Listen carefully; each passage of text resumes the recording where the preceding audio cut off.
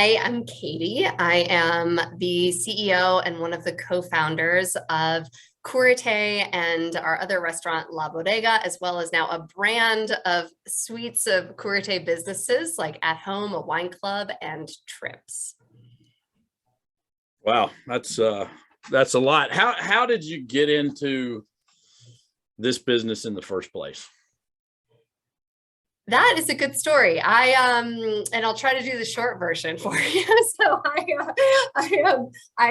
let's see. I started on a path. I was studying engineering. I was like going a totally different direction, and it took me almost I have a master's degree in biomedical engineering, which not everybody knows, but it took me almost starting a PhD program to realize just how miserable I was. And so, I grew up in a house of food. My mom ran a cater. My mom, who's one of our business partners, ran a catering business out of our home growing up, and I was really close to it. And it took this moment of being young and being like, what do I actually want to do, to then leap into the restaurant industry. And, it wasn't like this moment where, aha, now I know what I'm going to do for the rest of my life. It was like, I hate what I'm doing right now. I need to change something. I'm unhappy.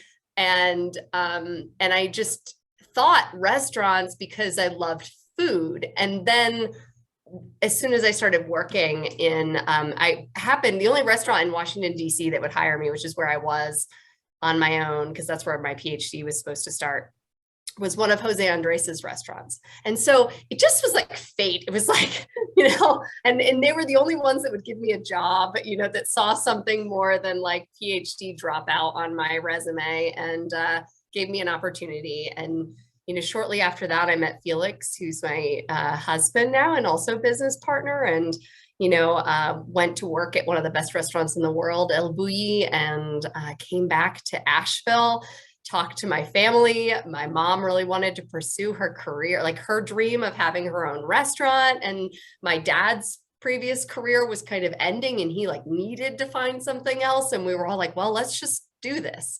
Everybody's in food and hospitality now.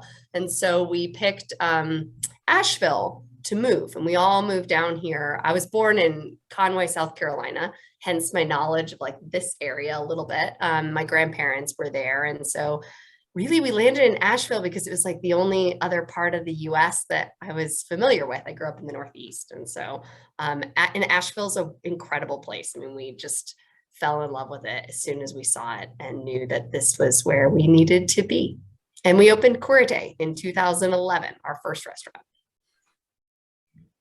So that's a super interesting story. Yeah, I mean, it's I'm a failed engineer too.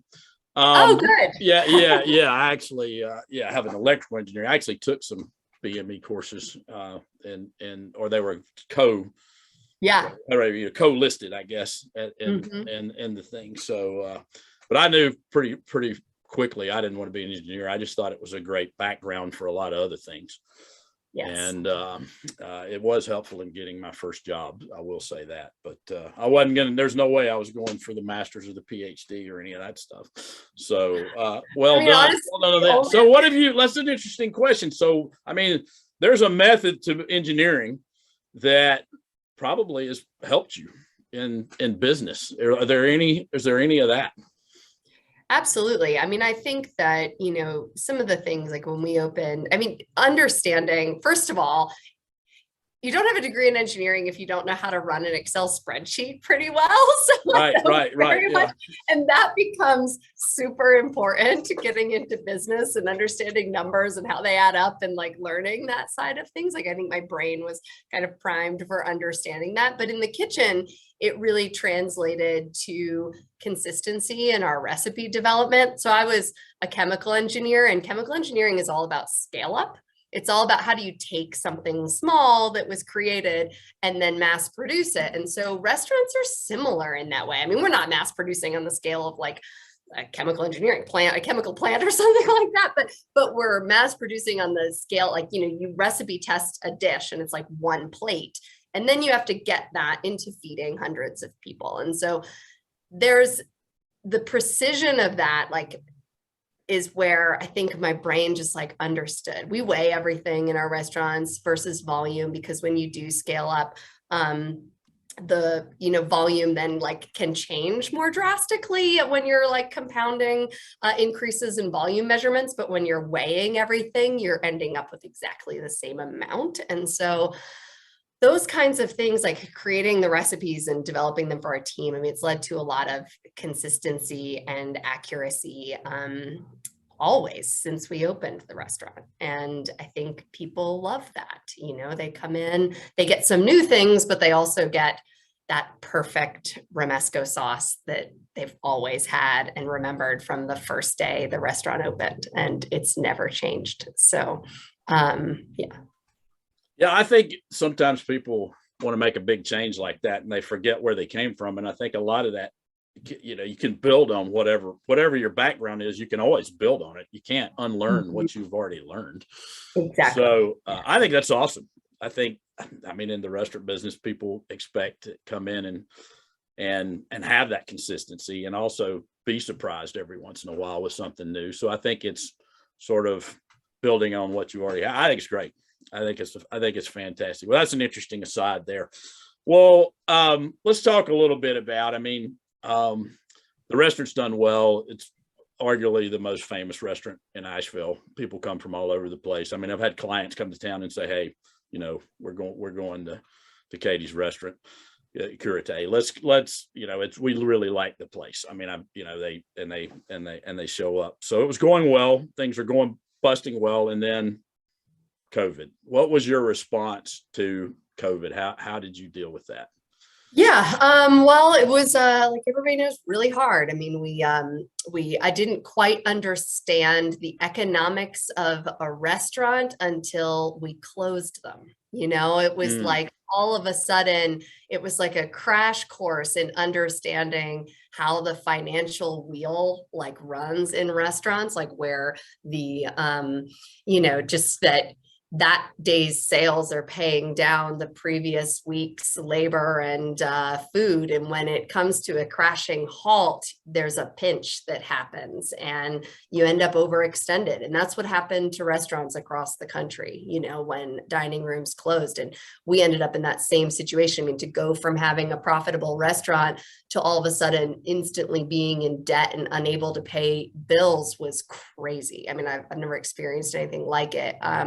And, we quickly started figuring out, well, first we, cried, and then we like, what are we going to do? And then we like started figuring out, as soon as we realized that the PPP program was coming in, we were like, we have to put this to work. We got to get something open. We got to get our team back. We had laid off all 140 of our employees when we closed. We were doing crazy things like canceling credit cards, so charges couldn't keep accruing. Like I couldn't even. It's hard to even imagine that it actually happened. Right. And then and then we got that first PPP money, and the first thing we did, because dining rooms were still closed, is we decided we needed a Spanish retail shop. We had the bagel shop before. It was like a bagel shop, but when nobody's in downtown and you can only sell bagels at $4 a piece, the volume that we would have to do to continue a bagel shop during a pandemic, it just wasn't feasible. We needed to sell bottles of wine. We needed to sell dinners. We needed, to sell more and have people spend more money than they would on coffee and a bagel. And so we quickly opened our retail shop that we called La Bodega by Curate, that was started as just this Spanish specialty store. We were doing meal kits and gazpacho to go and all these things. And then that kept going and kept developing. We realized we had something there. And then we opened the dining room at Curate. And from there, we started building on these businesses. We knew that we needed more because dining rooms were at small capacity. We added a wine club. We added shipping. We learned how to package and ship food nationwide and created a whole new business called Curate at Home, where we have a website. We do Spanish specialty goods. It's kind of like the bodega, but an online version of it.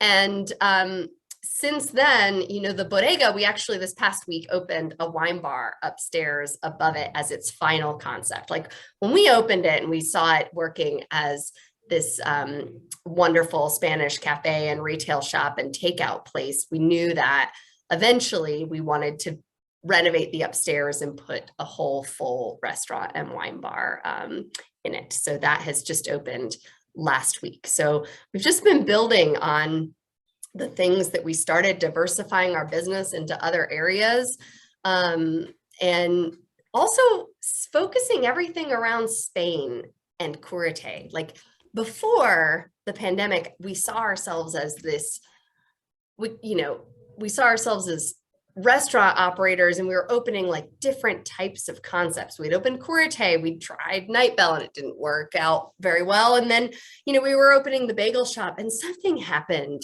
in the pandemic. Like, I don't know if it's like scarcity or just that extreme stress, no luxury, we didn't have any spare dimes, it's like all of a sudden you could get clarity. And we realized Spain is our love language. It's like, it's how we share it's what we're most passionate about, what we're most connected to.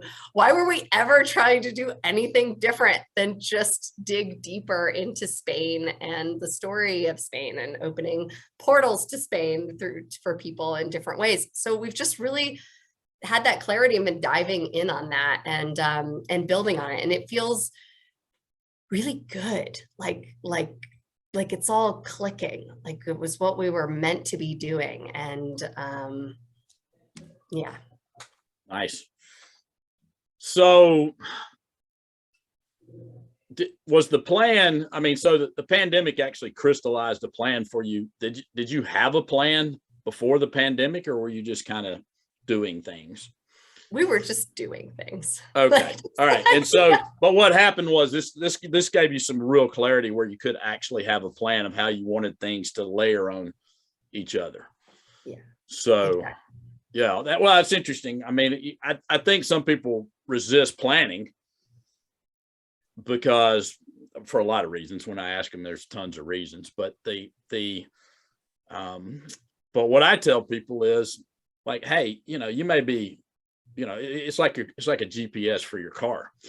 You may be saying, all right, we want to go to Tampa, but you could drive halfway to Tampa and say, well, hang on, plans have changed. We need to go to Texas. Mm-hmm. So, and I think you did a nice job of, the buzzword is pivot. But you took what the market would give you essentially and did a nice job with it. So planning, if I've learned anything over the last year, it's planning and how important it is. And, that it's that forward sight, you know what I mean? It's like that understanding, like when we open a new business, like even the wine bar and the bodega, like concept upstairs, whenever you open something new, it's always going to like lose a little bit before it gains, like there's just because there's inefficiencies, you're overstaffed, you're training, you're like doing all these things, you're trying to get the word out. People need to learn that it's there and what it is and what the offering is, and then like it and then come back. And so there's this like moment, but when you're planning for it and like looking at it and seeing, on even a weekly basis, like what did we do last week? And then what does that mean that we expect next week to look like? And then how can we change? What do we have the power to change? Menu prices, scheduling. What do we have the power that we can change in order to hours of operation, whatever it is, in order to positively impact that trajectory, of like what we're seeing the future as looking like. And that is something that I didn't ever really understand. I was always just, I think when you go into business for yourself, you learn a lot, like you just are figuring it out. And there's a lot of like learning, by just doing and trying and then seeing things fail or work or whatever, you're just kind of making decisions. And you're always just looking back, right? Like before we were always just looking at the P&Ls, right? But when you're doing that, then you can't actually predict or see what's coming ahead of you and positively impact that, like, I don't know. that has been a huge learning for me. So. I think that's great. I mean, that's also very technical and detailed. So, I mean, your training as an engineer had to help with that, because I mean, it really is the numbers. You know, what are the numbers telling us, and what does that mean for the business? I mean, I think the cool thing about business is there is a science to it, but there is also an art to it.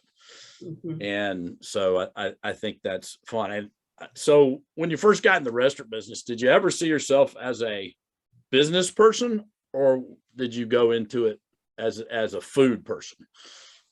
I started as a food person, like as a chef, and wanting to be in the kitchen and creating things. And the truth is that my now, as I introduced myself in the beginning, my title is now CEO. I've changed my title. It's more, and I think the truth is that my background, my studies, the engineering, like it does feel to me like this is the spot that I've always been meant to be in. Like I can have a bigger impact in this role. And it's allowing our teams, like we have an incredible chef at the bodega, Matt Brown, who's like crushing it on menu development. And our team at Curate, Matt Cottle, heading that up, and like his sous chefs, like crushing, creating new dishes over there too. And it's really nice to see everybody kind of step into their roles. Our wine manager, Jessica Sallier, who's like handling all of our wine programs across the company, like giving people space to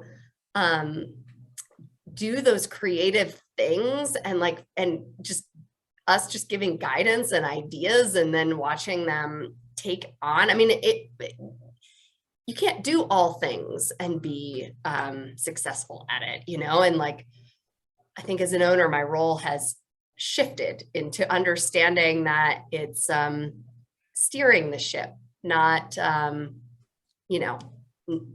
not necessarily creating or cooking the dishes in the restaurant. And that's okay. You know what I mean? It's like, it's an evolution of things. So. Yeah, well, I think it's a great progression, and a great learning, and a great realization. And I think I love what you say, like I'm meant to be here. I mean, you feel like this is really your purpose. And I think when you find your purpose like that, it's exciting and it's fun, and it sounds like you're having a great time. So with all of this, also, I think a lot of people that go into business may not think of it as a creative endeavor. Mm-hmm. I mean, business to me is like a blank. You can take a blank sheet of paper and you can make it whatever you want. I mean, that's why you were doing it one way, and you said, well, hang on, pandemic, this is not what we really want to do. We really want to focus on Spain. So you've also added some, I guess you'd call them ancillary businesses. Some of them are food related, some of them are not. So tell us a little bit about that. Yeah. So we were always, Felix, my husband, he's like the idea guy. It's funny. He's like the big ideas, all the ideas. And I'm like the doer, the person who like executes and does, and we're a great team like that. And he always had this vision of doing trips to Spain. So that is something that we do. Of course, they went on hold for a bit during the pandemic, but they are back up and running. And we have partners in Spain who are wonderful and handle all the logistics. And we create the itineraries with them. Felix attends some, I attend some, our partners attend some. They're wonderful. And they're really allow us to connect people with the producers and regions of Spain that we really love. And the storytelling is like just another component of us turning people into, I don't know, like lovers of Spain, like we are, and travel and food. And then we also, I just launched a TV show this year. It's called From the Source, and it actually goes live this month on the Magnolia Network on their channel on cable. And it's a cool show. I go out and I like get to meet producers of food. So I went on this commercial fishing boat for 2 nights, like off the coast of South Carolina. And I milked cows at Chapel Hill Creamery in North Carolina. And, and then I cook, and I love it because I get to meet people who are really passionate about what they do on the front end of the food creation, like before the cooking happens, the actual like creation of the honey or cheese or whatever, corn or whatever it is. And it's been a wonderful learning experience. And I love like sharing that passion. And I ask a lot of questions. That's been one of my things, like always ask questions. So I get to use that in the show. And then, yeah, as I said before, we have a wine club and the Curate at Home, which is nationwide shipping, and the 2 restaurants. So we're really, the other thing that part of this is we're trying to build and diversify our business, because if we would have had all the things that we have now when the pandemic happened, right? We would have been able to have moved our team and people into like everybody in the shipping department, like let's all go on Curate at Home and let's grow the wine club, right? Like we could have met people where they were, instead of collapsing, on the dining rooms. And that was a huge learning, is that if we can diversify, we will be more resilient. Yeah, I think every business I've ever talked to and every business owner I've ever talked to, they've always had challenges at some point. Some are not as significant as having to close a business for a period of time, but they've all had something, and they always make you stronger. And that, so that's good. Let's talk about lessons learned. You've already hit on a few: importance of planning, the roles, passion, I think, is one we haven't talked about, but it's clear you're passionate, and it's clear that the people you deal with are passionate, and you love that about that. So what are some other lessons for business owners or people thinking about becoming business owners that you've learned in your journey here? Oh gosh, communication and talking to our team, right? Like making people feel heard, and not just heard, but understood, right? It doesn't mean that we or I can solve everything for everybody, but it's the ability to like see somebody where they're at and what's going on in their life and or at work or whatever issue, and talk through that. The other thing is letting my team set the planning and the agenda, like instead of me trying to like do it all and then be like, this is what we're going to execute. It's like, okay, you come up with the plan and the goals for the restaurants, like for our managers and chefs, right? Like we want to improve. We're going to set a goal of improving integration and our culinary experiences at one of our businesses. How are you going to get there? What are some things that you are seeing? Because they're the ones who are closest to it, and then if they're setting it, they're more bought into improving on it, right? It's like the thing, and it makes them feel empowered. And I think for everybody, us talking about, for the first time, we are talking about forward thinking goals across the board, like for all of our people, like what are the things that you want to change in the future that we can start now activating on and slowly adjusting, versus constantly reacting to the fire that comes up, you know what I mean, in the system. And you have to do both, but that forward planning, and we're in a transition of really understanding what that is like and how to do it. It's hard to switch your brain from just looking back to looking forward, and how it applies to each person, whether they're cooking or, or in our host department or our front of house management. Like everybody has the ability to create processes and systems that impact the future. So yeah, that's where we're at. Yeah. Have you found it challenging? It's an interesting point. Have you found it challenging with some people for them to be able to make that transition from, I found it hard in a lot of instances. People they're sort of here, and we need to get them a little bit higher up so they can get a little bit more global picture. And if you have, then what have you done to try to drag them into the future a little bit? It's really hard. Yeah, it is challenging. And I think what I've done is like try to talk about it. So we have like weekly leadership meetings, and we like are actively trying to talk about the future. And then instead of just doing an annual planning meeting, you know, we're doing them quarterly and bringing in some of our heads of our restaurants, because the more that they get you, what I realize is it's almost like a muscle that you have to develop, right? Like you have to get your brain used to, I have found that because I'm still figuring it out and still developing it for myself. I find it challenging, really challenging, you know? So it's like, you have to keep talking about it, doing it, and building, and then the muscle grows stronger, and then you're better at it, right? Like it's comes more naturally. But in the beginning, it's a little bit of forced planning time, forced forward thinking conversation moments, you know? So. Yeah, I mean, it's back to the thing of I think a lot of people just don't know how to plan. And so I love that. It's a muscle you can develop.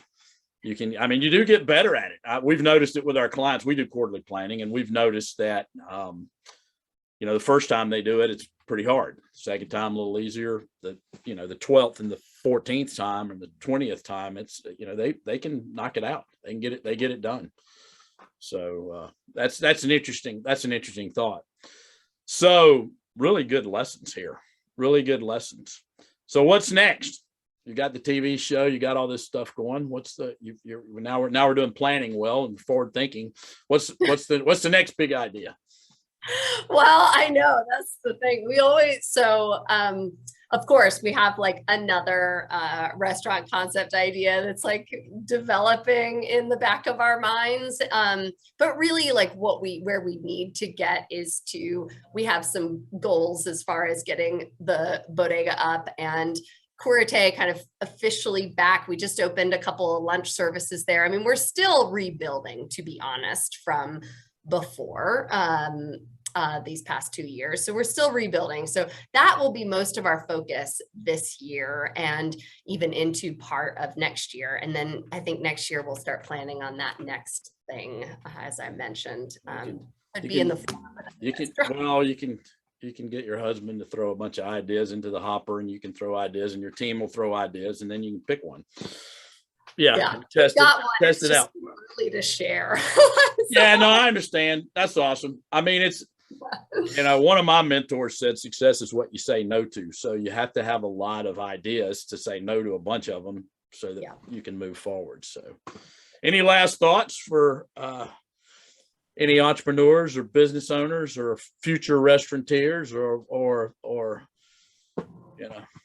I think that the last thing that I'll say that I've been working on, like part of that forward planning muscle that I'm working on is like figuring out in my role, and then I'm going to work on it with my team, but I got to figure it out myself first, is what are like the lead measures or lead activities that impact the lag, like what are the things that I can do weekly, monthly, processes, systems and stuff in my role that specifically impact some key lag measures of, whether it's interconnectivity of our team or communication or, measures in our employees' opinion survey or financially, like what are, as far as improvements on our P&Ls, like what are those things? And so that is where my head is at right now. Oh, that's awesome. Yeah, we call those leading indicators or leading key performance indicators, but you also have lagging key performance indicators. You have other ones too, but productivity and a few other ones, but the leading ones, I mean, they're the key. They're the ones you can control. The lagging just happen after you've done the leading ones. So that's a great learning. Well, this has been fun. We'll have to do it again. I think there's going to be a lot more to come. Thank you. This is fun. Thanks for being here. Thanks so much. And until next time, all the best.